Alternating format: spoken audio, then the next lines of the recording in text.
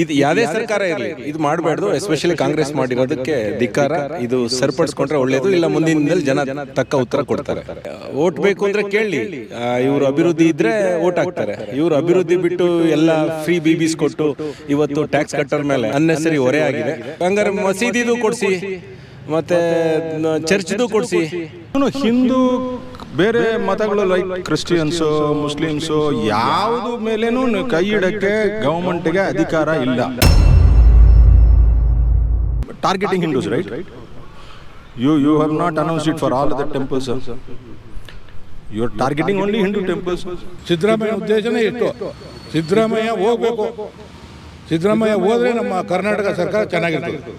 ನೋಡಿ, ಮುಸ್ಲಿಂ ಇದರಲ್ಲಿ ಯಾವುದೇ ಒಂದು ಇದರಲ್ಲಿ ಯಾವುದೋ ಒಂದು ಇಲ್ಲ, ಕ್ರಿಶ್ಚಿಯನ್ನಲ್ಲಿ ಇಲ್ಲ.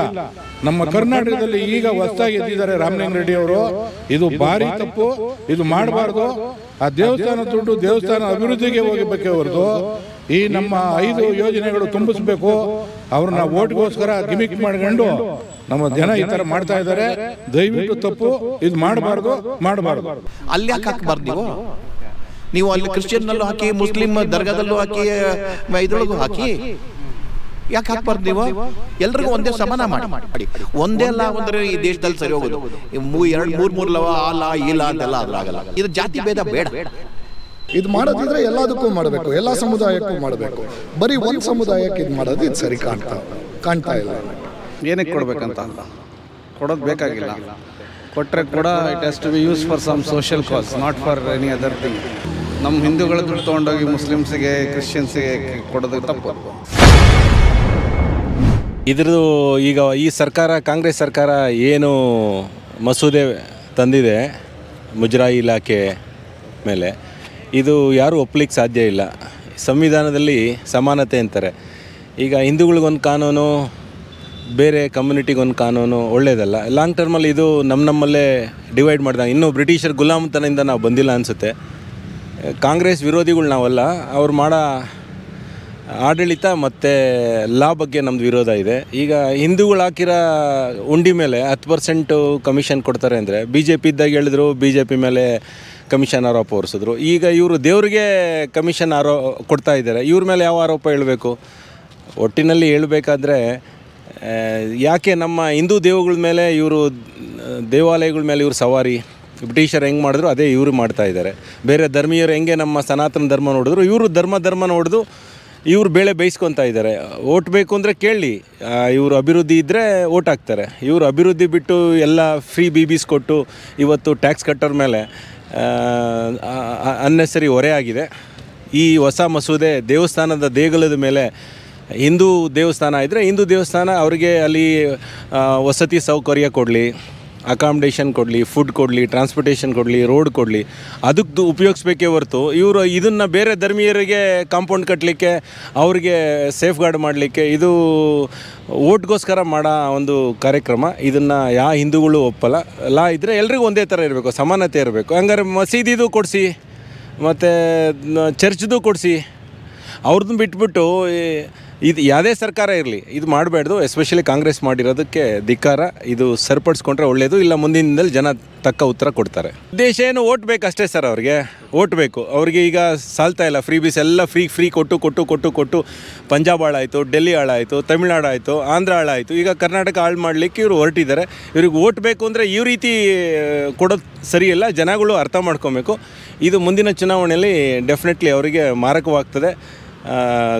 ಇದು ಒಳ್ಳೆಯದಲ್ಲ, ಇದು ಸಮಾಜಕ್ಕೆ ಒಳ್ಳೆಯದಲ್ಲ. ನಮ್ಮ ಪ್ರಜಾಪ್ರಭುತ್ವದಲ್ಲಿ ಎಲ್ರಿಗೂ ಈಕ್ವಲ್ ಇರಬೇಕು ಅಂತಂದರೆ ಎಲ್ಲ ದೇವಸ್ಥಾನದ್ದೂ ಒಂದೇ ಲಾ ಇರಬೇಕು. ಸೊ ಒಂದೊಂದು ಧರ್ಮಕ್ಕೆ ಒಂದೊಂದು ಲಾ ಇರೋದು ಸರಿ ಇಲ್ಲ. ಇದನ್ನು ಅಬಾಲಿಷ್ ಮಾಡಬೇಕು, ವಾಪಸ್ ತೊಗೊಬೇಕು.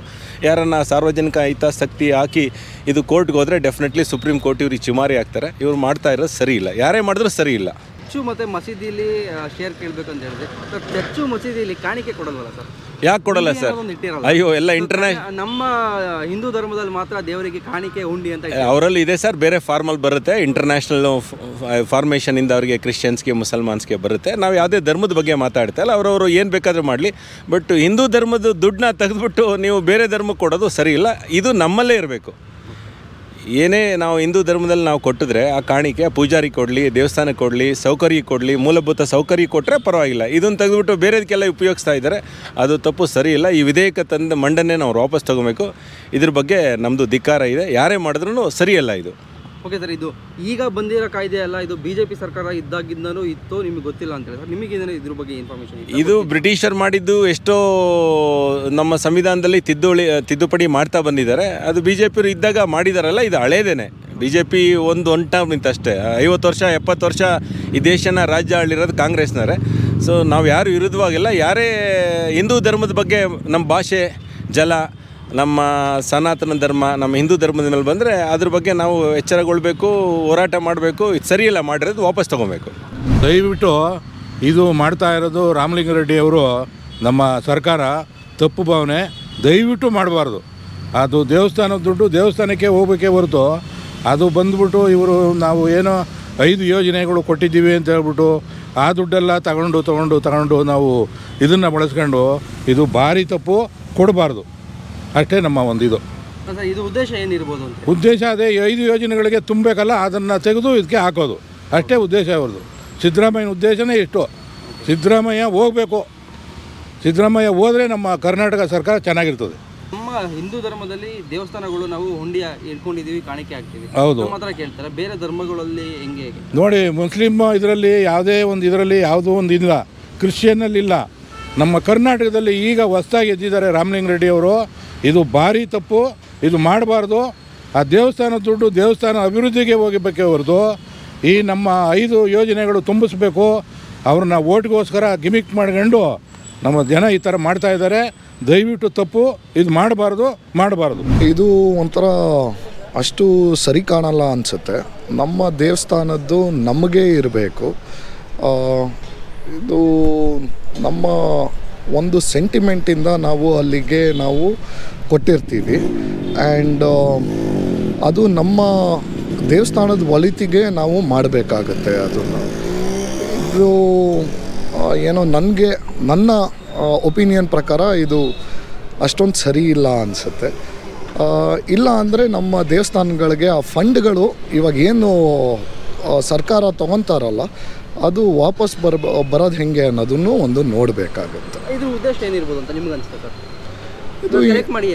ಇದು ಇನ್ಫ್ರಾಸ್ಟ್ರಕ್ಚರ್ಗಿರ್ಬೋದು, ಇದು ಬೇರೆ ರೀತಿಯ ಸಮುದಾಯಕ್ಕೆ ಸಂಬಂಧಪಟ್ಟಂಗೆ ಇರ್ಬೋದು, ಅಥವಾ ಇದು ನಮ್ಮ ರಾಷ್ಟ್ರದ ಒಳಿತಿಗೋಸ್ಕರನೂ ಇರ್ಬೋದು.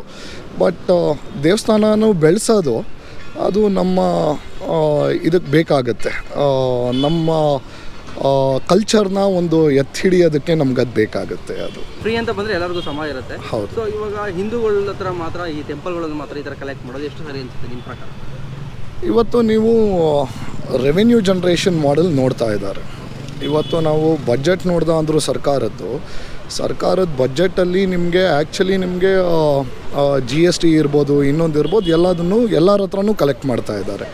ಸೊ ಇದನ್ನು ಮಾಡೋದಿದ್ದ ಅಂದರೆ ದೆನ್ ಅವ್ರದ್ದು ಏನು ರೆವೆನ್ಯೂ ಸೋರ್ಸಸ್ ಇದೆ, ನಮ್ಮ ಮಾಸ್ಕ್ದು ಇರ್ಬೋದು ಅಥವಾ ಚರ್ಚ್ದು ಇರ್ಬೋದು, ರೆವೆನ್ಯೂ ಸೋರ್ಸಸ್ ಏನಿದೆ ಅದಕ್ಕೆ ಏನು ಮಾಡ್ಬೋದು ಅನ್ನೋದನ್ನು ಸರ್ಕಾರ ನೋಡಬೇಕಾಗುತ್ತೆ. ಬರೀ ನಮ್ಮ ಹಿಂದೂ ದೇವಸ್ಥಾನಗಳದಲ್ಲ, ಇದು ಮಾಡೋದಿದ್ರೆ ಎಲ್ಲದಕ್ಕೂ ಮಾಡಬೇಕು, ಎಲ್ಲ ಸಮುದಾಯಕ್ಕೂ ಮಾಡಬೇಕು. ಬರೀ ಒಂದು ಸಮುದಾಯಕ್ಕೆ ಇದು ಮಾಡೋದು ಇದು ಸರಿ ಕಾಣ್ತಾ ಇಲ್ಲ ನನಗೆ. ಯಾಕಂದರೆ ಎಲ್ಲ ಕಡೆಯಿಂದನೂ ನಿಮಗೆ ಏನು ದುಡ್ಡು ಬರುತ್ತೆ ಅದನ್ನು ನೀವು ಎಲ್ಲ ಕಡೆಯೂ ನೀವು ಅದನ್ನು ಈಕ್ವಲ್ ಆಗಿ ನೀವು ಇನ್ವೆಸ್ಟ್ ಮಾಡಬೇಕಾಗುತ್ತೆ. ನೀವು ಸ್ಟೇಟ್ಗೋಸ್ಕರ ಮಾಡೋದಿದ್ದ ಅಂದರೆ ದೆನ್ ಇನ್ಫ್ರಾಸ್ಟ್ರಕ್ಚರ್ ಇರ್ಬೋದು, ಇನ್ನೊಂದು ಇರ್ಬೋದು, ಇದು ಎಲ್ಲದಕ್ಕೂ ಮಾಡಬೇಕಾಗುತ್ತೆ ಅನ್ನೋ ನನ್ನ ಒಪಿನಿಯನ್. ಏನಕ್ಕೆ ಕೊಡಬೇಕಂತ ಕೊಡೋದು ಬೇಕಾಗಿಲ್ಲ. ಕೊಟ್ಟರೆ ಕೂಡ it has to be use for some social cause, not for any other thing ಅಂತ ನಮ್ಮ ಅನಿಸಿಕೆ. ಅದೇ ಸರ್, ಇವಾಗ ಸರ್ಕಾರ ಈ ಒಂದು ಉದ್ದೇಶ ಏನಕ್ಕೆ ತಂದಿರ್ಬೋದು? ಏನೋ ಈ ಫ್ರೀ ಬೀಸ್ಗೋಸ್ಕರ ತಂದಿರಬೇಕು, ಫ್ರೀ ಬೀಸ್ ಕವರ್ ಮಾಡೋಕ್ಕೆ. ತಪ್ಪದು. ನಮ್ಮ ಹಿಂದೂಗಳ ದುಡ್ಡು ತೊಗೊಂಡೋಗಿ ಮುಸ್ಲಿಮ್ಸಿಗೆ, ಕ್ರಿಶ್ಚಿಯನ್ಸಿಗೆ ಕೊಡೋದಕ್ಕೆ ತಪ್ಪದು. ಇನ್ನು ಕೊಡ್ತಾನೆ ಇದ್ದಾರಲ್ಲ, so that should be avoided. And ಇದು ಏನೋ ಒಳ್ಳೆ ಕಾಸಕ್ಕೆ ಯೂಸ್ ಮಾಡೋಂಗಿದ್ರೆ ಮಾಡಲಿ ಅಷ್ಟೇ. ಅಂದರೆ development for the state, town, district, ಅದಕ್ಕೆ ಮಾಡೋಂಗಿದ್ರೆ ಮಾಡ್ಕೊಳ್ಳಿ ಅಷ್ಟೇ. ಅದು ತಪ್ಪು. ಆ ಉಂಡಿ ದುಡ್ಡನ್ನು ತೊಗೊಳ್ಳಬೋದು. ಆ್ಯಕ್ಚುಲಿ ಅದು ದೇವಸ್ಥಾನ ದೇವ್ರಿಗೆ ಸೇರಬೇಕು, ಇವ್ರು ತೊಗೊಳಂಗಿಲ್ಲ. ಅದು ಮಾಡೋದು ತಪ್ಪು. ಕಾಂಗ್ರೆಸ್ ಮಾಡ್ತಾ ಇರೋದೆಲ್ಲ ತಪ್ಪೆ ಆ್ಯಕ್ಚುಲಿಯಾಗಿ. ಮೊದಲು ಬಿ ಜೆ ಪಿಗೆ ಅವ್ರು ಬಿಟ್ಟಿದ್ದಾಗ ಎಲ್ಲ ಕರೆಕ್ಟಾಗಿತ್ತು. ಇವಾಗ ಅವ್ರು ಬಂದ ಮೇಲೆ ಎಲ್ಲನೂ ರೇಟ್ ಎಕ್ಸ್ಬಿಟ್ರು, ಎಲ್ಲ ಇದು ಮಾಡಿಬಿಟ್ರು, ಎಲ್ಲಾದ್ರೂ ಪ್ರತಿಯೊಂದರಲ್ಲೂ ಇದು ಮಾಡಿಬಿಟ್ಟಿದ್ದಾರೆ. ಬಡ್ಜೆಟಲ್ಲಿ ದುಡ್ಡಿಲ್ಲ. ಈ 5 ಗ್ಯಾರಂಟಿ ಕೊಟ್ಬಿಟ್ಟವ್ರಲ್ವಾ, ದುಡ್ಡಿಲ್ಲ ಅವ್ರ ಹತ್ರ. ಅದಕ್ಕೆ ಈ ದುಡ್ಡಿಗೆ ಏನೇನು ದಾರಿ ಬೇಕೋ ಅದನ್ನೆಲ್ಲ ಮಾಡ್ತಾ ಇದ್ದಾರೆ. ಯಾವುದೆಲ್ಲ ಸಿಗುತ್ತೋ ಅದೆಲ್ಲ ಲೂಟಿ ಮಾಡ್ತಾ ಇದ್ದಾರೆ. ಸರ್, ಇದು ಕಾಂಗ್ರೆಸ್ ಇವಾಗ ಮಾಡಿರೋದಲ್ಲ, ಇದು BJP ಸರ್ಕಾರ ಇದ್ದಾಗಿಂದನೂ ಈ ಒಂದು ಕಾಯ್ದೆ ಇತ್ತು, ನಿಮ್ಗೆ ಯಾರಿಗೂ ಗೊತ್ತಿರಲಿಲ್ಲ ಅಂತ ಹೇಳ್ತಾರೆ. ಹೌದಾ? ಗೊತ್ತಿಲ್ಲ, ನನಗೆ ಗೊತ್ತಿಲ್ಲಪ್ಪ. ಇವಾಗ ಹೇಳ್ತಾ ಇದ್ದಾರೆ, ಇವಾಗ ಗೊತ್ತಾಯಿತು. ಅದಕ್ಕೆ ಮುಂಚೆ ಇರಲಿಲ್ಲ ಅಂತ ಕಾಣಿಸ್ತದೆ ನನಗೆ. ಆ್ಯಕ್ಚುಲಿ ಇರಲಿಲ್ಲ ಅವ್ರ ಹತ್ರ. ಇವ್ರದ್ದು ಡೈರೆಕ್ಟಾಗಿ ಕಾಣಿಸ್ತಾ ಇದೆಯಲ್ಲ ಇವ್ರದ್ದು ಮಾಡೋದು ಪ್ರಕಾರ. It is targeting only Hindus, right? ಸಮಾನವಾಗಿ ಎಲ್ಲರಿಗೂ ಒಂದೇ ರೂಲಲ್ಲಿ ಫಾಲೋ ಮಾಡಬೇಕು ಗೌರ್ಮೆಂಟು. ಬಟ್ ಇದು ಒಂದು ಹಿಂದೂ ದಿಸ್ ಈಸ್ ರಿಲಿಜಿಯಸ್ ಮ್ಯಾಟ್ರಲ್ಲಿ government should not interfere. This is as per constitution. This is not my wish or your wish or anybody's wish. Religious will is as per individuals. ನಿಮ್ಮ ಇಷ್ಟ ಪ್ರಕಾರ ನೀವು ನಿಮ್ಮ ನಂಬಿಕೆ ಇರ್ಬೋದು, ನಮ್ಮ ನಂಬಿಕೆ ನಮ್ಮ ಪ್ರಕಾರ ಇರ್ಬೋದು. And government has no role to play. It is just to administer and audit. That's all it is.